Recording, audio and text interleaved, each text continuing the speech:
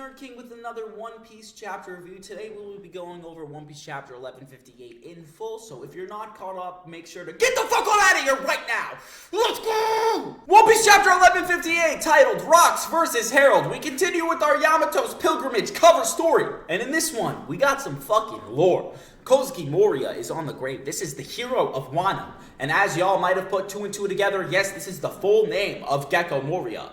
Moria is part of the Kozuki clan from Wano, and we obviously know from the lore that Gecko Moria was born in East Blue and fought Kaido at Ringo, and they literally said this in the cover story. And my friend Ghost put two and two together last week saying that this would literally be Moria, and Moria would be part of the Kozuki clan. So shout out to Ghost, but this is absolutely baller because, again, you get lore in a cover story. That's how you know this chapter is going to be fucking nuts. Crazy. Our chapter starts on a certain sea. Roger shipped the Oro Jackson. Roger is pouting. Why is he sad? Who knows? But we know that his crew is talking about Shaki and the fact that Shaki opened up a new place on Pirate Island. They're all excited. He's not. Rayleigh's sweating. Gaban is teasing him just like Zoro and Sanji would do. And Gaban turns around and says, "Say, Rayleigh, is it just me or has Roger been in a bad mood ever since you two spoke in his quarters?" What could they have talked about? Well, let's see. On the next page! Cut to Roger's quarters, and Rayleigh's like, nothing. We didn't discuss nothing, but we know that they did discuss something. Rayleigh received something from Shaki in their last fight, just before she quit being a part of the Kuja Pirates.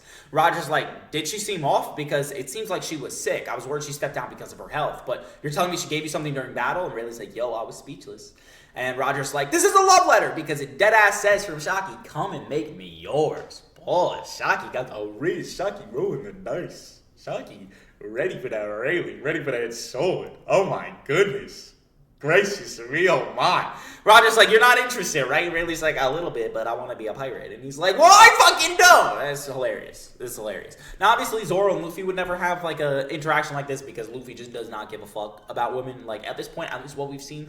But this is funny because I like seeing character moments, and I like seeing, like, characters who are known as legendary just have, like, simple human interaction. Like, the fact that Roger's just in love with somebody, you know what I mean? He's just a dude who did some crazy-ass shit. But, like, again, this is what I'm talking about, why One Piece, I think, is just, like, a step above the rest, because it gives us the lore, the world building, but then also the character, like, the small character interactions. This is the shit right here. We cut back to right now, obviously not a flashback anymore like that little page was, and Roger's like, I ain't giving up, and then they're like, oh my god, you're so energetic, and Roger's like, nah, I want Shaki, so let's go to Shaki's bar. And then they have, again, a little bit more character interactions where he's asking for food, all of that, but they are going to Rox's island of Hachinosu in order to meet up with Shaki. Obviously, we know some shit is going to happen where we're going to see Roger's first kind of interactions with Rox, where their rivalry is starting to bloom in this era. Obviously, leading up to a certain event that we've all been looking forward to for years on end, God Valley. But before this man's Roger gets to Hachinosu in order to go say hi at Shaki's bar, we have a little bit of a cutaway. 40 years ago, the island of Marie Joie. Sometime later, well, not the island, the Holy Land. Garling is talking to the Gorsei, and Garling is talking to the Gorsei about where they should have their next hunting competition.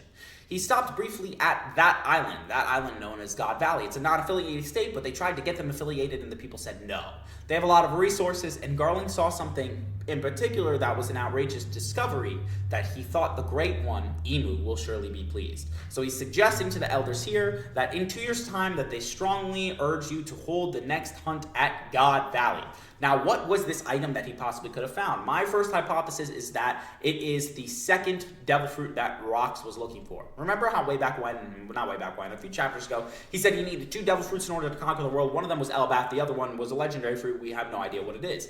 I believe that that is what he saw on God Valley. Obviously, he knows about the fruits, and he probably knows about the fruits that Rox needs in order to take over the world. I think this would please Imu, obviously, because this is a flashback about Harold, about Rox, and all of that, and Imu was basically, like, ran up on by Rox. Rox pulled up with a pistol and was like, yo, I'm going to take over the throne. So anything to get a leg up on Rox, this is that, and obviously St. Garling is plotting. If you have stocks in a One Piece character, this is the guy to have stocks in. I'm telling you, he's going to be one of the most important characters come end of series, and I think Oda is slowly starting to show us that. Lo and behold, another cutaway. We go to Shaki's rip-off bar on Pirate Island. There's a huge line outside. Y'all ever been to King Dakar? In Six Flags Great Adventure? Those 3-hour lines, this shit is like 20 times the line of that. So obviously, this is another kind of character moment with Shaki where we see how she treats the customers on Pirate Island. They're pirates. They are the most worthless scum who are not a part of a system like the Marines. You know what I'm saying? So she obviously is treating them like shit, and they love it. She's giving them crappy rum instead of top quality whiskey. She's talking all bad and saying, I'm not going to make you my fucking stew. Like, why, you think I have time for you? And they're all love it, obviously, and she's placating upon the fact that she's so popular. So she's doing it on purpose in order to make money, and you know what? It's fucking working. Shocky, get your goddamn bag, bro. Next page, we see on the top, Rox is smiling. He's giddy. Bro's excited. He's got a crush. And she's like, what happened, Rox? That smile's not for me anymore. And Big Mom's like, yeah, because he found himself a woman. And Rox is like, yo, in front of a husband, bro? What are we talking about? Shut up, Big Mom! And Whitebeard's confused. He's like, what are you talking about? And Stussy's like, it has to be a woman. The guy's grinning like he's expecting a kid, too. Obviously, Rox, now we know, is expecting Blackbeard. But what's crazy about Blackbeard is he's so off-screen heavy that he can't even have his birth be on screen! Fucking fraud! We don't even see his mom, too. She's an off-screen character. That shit is funny to me. Lo and behold, cut to the next panel, we see Roger be like, Shocky, I've come for you, Shocky-chan! And that's, what's-his-face? Scopper Gaban, obviously mimicking Sanji, and they're like, it's me, and then all the people want to take pictures with Roger, because Roger's famous at this moment. She's like, oh, Roger! And then on the bottom, one of the best panels I think we've seen that's, like, not a double spread. Rox and Roger clashing heads. The rivalry starts. He's like, Roger, how many times do I gotta tell you that this is my island? And he's like, there's no fighting. I came in for Shocky. Relax.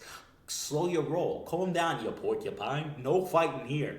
That's the shit. Another character moment. Lead up these two's rivalry before they fight. That's what I want to see. That's what I need to see. That's the shit right there. Eat it up! And then she turns around and she's like, or Rox turns around and cut to the next page, Rox turns around and he's like, isn't there a huge line? How'd you get in here? And obviously Roger no-dipped everybody because he wanted to get in.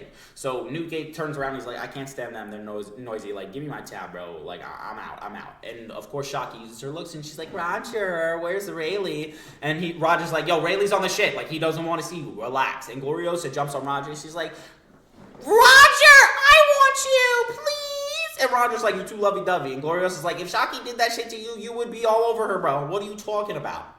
Glorious character moments. That's what I need. Show me these legends. Show me them being humans. Because then when they do some legendary ass shit, it just means that much more. Cut to the next page. Shocky's like, I'll pass. And then Roger gets upset. He's like, why will you pass on me? And he wants to have a drink with Newgate, but Newgate left. And then he's like, why is Rayleigh on the ship, bro? I got no friends. Where are my boys? That's fucking Gaban downscale. What are we talking about? And then Shocky faints. And everybody's like, whoa, Shocky fainted. And Gloriosa's like, get her some help! And then all of a sudden we go to these epic text boxes. Dude, the text boxes on this flashback have been absolutely fucking insane. Let's read this shit, shall we?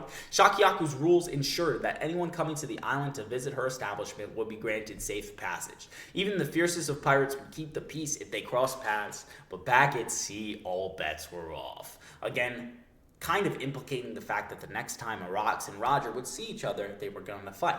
But not just a fight later on, that there's going to be a fight ensuing in this chapter, perhaps. And then when we go to the next page, we see that there is a fight, a huge fight, in the realm of the dead on Elbaf. Advanced Conquerors Hockey go, and Loki getting flung off trees. The bears and the animals are like, what the fuck is happening? Even Hyrden is concerned.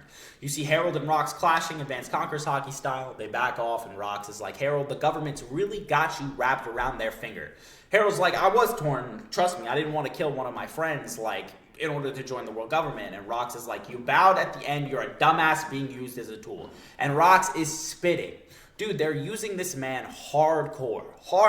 And Rox, honestly, is being placated to be more evil than is being shown. The world government is trying to get him to be evil because he stepped to Emu, but this dude really is just fighting against the world government. His son is the real, true evil one, doing whatever he can in order to get to the top. But Rox, I think they're playing him as way more evil than we think. I mean, look at the effect that this fight is having on Rox when we go to the next page. Rox says, is this their answer? They see you giants as nothing but a military asset. You'll all be enslaved as soldiers. What happened to your warrior's pride? Don't you have your own will? And Harold's like, you're talking like you know everything. Our warriors created a history of violence, and Elbaf is shackled by it. They're held back from achieving true peace. No matter how foolish the Celestial Dragons may be, they still have influence in the world to bring Elbaf into the loop. And then obviously they keep fighting, and Rox hits the, like, oh my god, what the fuck is happening pose. And then he hits him with that insane sword skill that we learned way back when Rox first came. Listen, Rox is correct, 100%. He wants to not be shackled by the history of violence, but he's literally going to be physically shackled when Elbaf becomes the slaves of the world government if they decide to join that side, which is he's doing right now. He's being used by the world government. Get rid of Rox, then we have the Elbaf giants as our own people. We can use them as slaves, and they get affiliated with the world government while we get manpower. It's a literal win-win for the world government and a lose-lose for Harold because they won't protect him. They'll enslave his people. It's not protection. And Rox is correct. He's not even doing it out of his own, like, I need you on my crew, blah, blah, blah. He's more focused on the fact that his friend is going to be enslaved. You're telling me that sounds like an evil dude? He's not even thinking about himself at this moment or his crew. That's the type of shit right there that I need from these characters. This is the type of fucking awesome fight that I've been waiting for. Cut to the next page, and Rox is screaming at the top of his lungs, saying his business is closed, you'll never get another invite to the crew again. And Harold's like, I'm a king, you're gonna be on the losing side. Buck up, bitch. Like, basically, that's how their fight went, you know what I mean? And it's kind of sad, but it is what it is. And Harold chose his side. Rox obviously is mad about it. And in the text box, we learn to the next page, or next panel, it says there was no true conclusion, but this unorthodox friendship had come to an end. The two would not meet again for some time, not until the day of a certain incident. What's that incident? God fucking Valley! Then we see on the next panel, Loki's reading news about Rox, and Ida's like, Loki, he's not coming back, bro. You gotta let it go. Which is a sad character moment for Loki, but now I feel like Rox was this dude who had his father's best interest at heart, you know what I mean? Along with his own interests. So when he sees Blackbeard, and he sees how evil Blackbeard is, Loki's gonna be like, you're nothing like your father. You know what I mean? This is why it's important for Rox to be showing all of this in front of Loki, character-wise. Lo and behold, cut to our last page of the chapter. 39 years ago in the West Blue God Valley, we see a red-haired woman, and she's got two twins. All of the townspeople are excited, saying, they're so cute. I hope they grow up to be as bright as you. Don't worry, we'll all pitch in since their daddy is away. And she goes, thank you, mister. And they go, have you settled on names for them? And then we see the two cute, adorable babies, and they say their names are Shanks and fucking Shamrock. What writing? The parallels between the two characters, the twins both born to God Valley under the wings and the guise of the celestial dragons. One becomes a pirate, one obviously becomes the leader of the Holy Knights. Both destined for greatness, both born in the Valley of the Gods. Oda! Peak fucking writing. That's the shit right there, bro. That's that shit. This chapter was absolutely a 10 out of 10. 1,000%. It gave me story, it gave me character arcs, it gave me fighting, it gave me, I knew Harold was going to be a traitor, or at least to Rox, and want to affiliate his people with the world government and all that. Harold is obviously misguided. It's giving more characterization into Harold, more characterization into Rox, and leading us all into the event we've all been looking for. God fucking Valley. 10 out of 10 chapter. I cannot wait to see what happens next week, and I'm so happy we don't have a break week. Thank y'all so much for tuning in. I hope we will see you next week for the One Piece Chapter 1159 review. Take care. Peace out. Deuces!